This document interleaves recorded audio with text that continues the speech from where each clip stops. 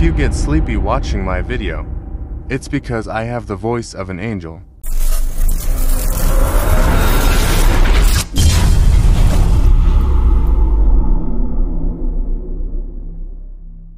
What's up guys? Aljan here. Pag-usapan na naman natin ang magulong mundo ng Pinoy basketball.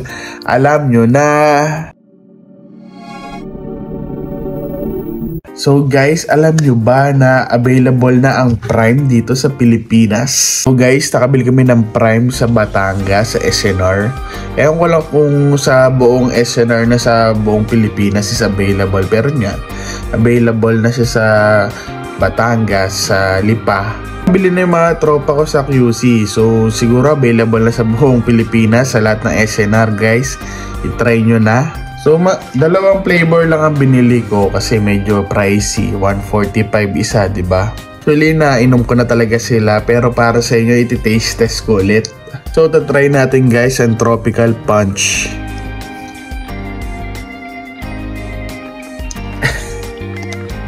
Lasang gamot talaga guys. Para sa akin, parang may naaalala ako pag may sakit ako. Itong flavor na to, parang ano talaga parang lasang gamot talaga guys Hindi ko recommended itong kulay pula. So itatry naman natin ang lemon lime, ang kulay green.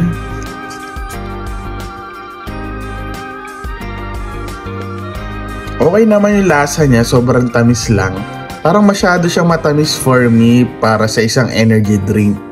Pero masarap siya kaysa doon sa kulay red. Hindi ko recommended yung kulay red talaga. So pag naging available na yung other flavors, siguro itatry ulit natin tapos iti-taste test yung review ko sa Prime Energy Drink. So sa mga nakatry naman na, sabihin nyo guys, comment down below kung ano experience nyo, ano ba lasa talaga for you kung ano masarap, kung ano recommended na pwedeng bilhin natin pag nagka-available na sa SNR Lipa.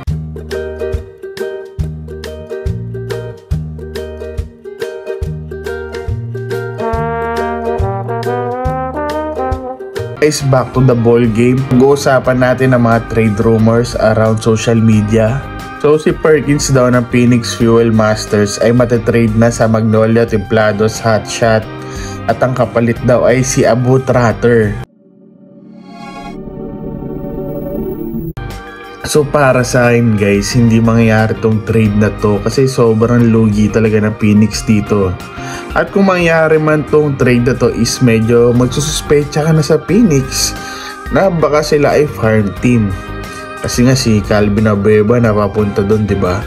Sa Magnolia, tapos si Banchero napapunta sa Meralco Bolts. Tapos si Macho Wright siguro parang nakatunog na ililipat siya. Tapos ayun, pumunta na lang ng Japan. So guys, kung mangyayari itong trade na to ay sobrang lugi talaga ng Phoenix Fuel Masters. Kasi hindi masyadong maganda pinapakita ni Abu Tratter sa sa Magnolia talaga Samantala si Perkins consistent talaga sa Phoenix Fuel Masters. Hindi lang talaga sila kulang talaga sila sa star power talaga. Kung nandito siguro si Macho Wright pa sa Phoenix, siguro ang lakas sana ng Phoenix ngayon. Sana siguro nasa playoffs sila. Kaso ngayon laglag sila hindi man sila na umabot ng playoffs.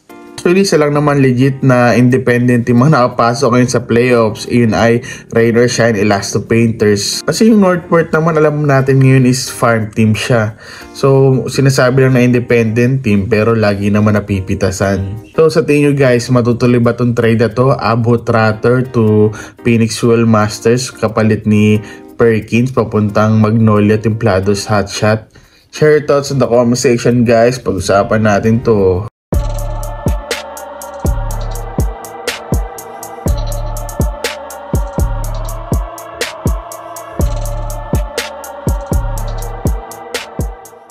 So guys, sa upcoming PBA draft, alam naman natin ang Converge Fiber Xers ang magiging number 1 pick.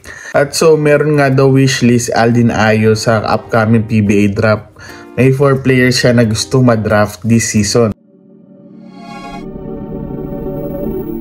Ang mga players ito ay si Kai Soto, si Carl Tamayo, si Kevin Cambao, si Justin Baltasar.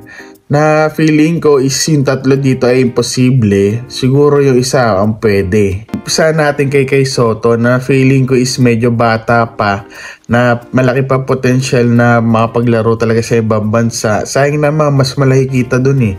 Mas malaki kita sa Japan, sa Taiwan, sa Amerika. Siguro magkaka-offer pa siya na mas malaki dun. Magano muna siya dun, magpapaldo muna siya, magpayaman muna. Tsaka na siguro pagka medyo tumatanda na siya at gusto niya na mag-settle dito sa Pilipinas, sigurado naman pagka gusto na magpa-drop ni Kai Sotto dito sa Pilipinas ay tatanggapin talaga siya. Kasi grabe yung quality niya. Kumbaga, pampadagdag fanbase sa nahihirapang PBA ngayon. So same din kay Carl Tamayo, bata pa nga na alam nyo na may potential pa rin na pumaldo sa ibang bansa, na yumaman dun. Kumbaga, sayang naman yung opportunity na yumaman sila sa ibang bansa eh. Andiyan lang naman yung PBA, around the corner lang. Sigurado naman na pag tumanda na sila, at sigurado naman pag gusto na mag-settle ito sa Pilipinas, ayag naman ng PBA na ma-drop si Carl Tamayo dito kahit medyo matanda na. Kasi kahit matanda naman na to, makikipagbakbakan to sa mga players ngayon sa PBA. So si Kevin Kiambao, feeling ko mag-stay pa to sa college, 'di ba? Mag-1 year pa ata to sa Lasal eh. Tapos siguro pag after niya sa Lasal, siguro pag-isipan niya kung gusto niya dito sa Pilipinas or gusto niyang magkapera, pumaldo sa ibang bansa. Pumunta sa Japan, sa Taiwan, sa Amerika, sa Europe. Tingin ko pagka gumraduate to sa Lasal, feeling ka mag-ibang bansa muna to, hindi mo na to mag-PBA. Sayang yung potential, sayang yung PR sa ibang bansa. So ang last si Justin Baltasar, na ito feeling ko na magpapadrop na to sa PBA.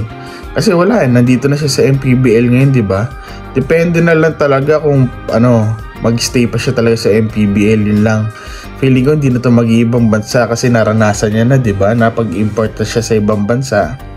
Siguro mas siguro baka na homesick, baka mas gusto niya talaga dito sa Pilipinas kasama pamilya niya.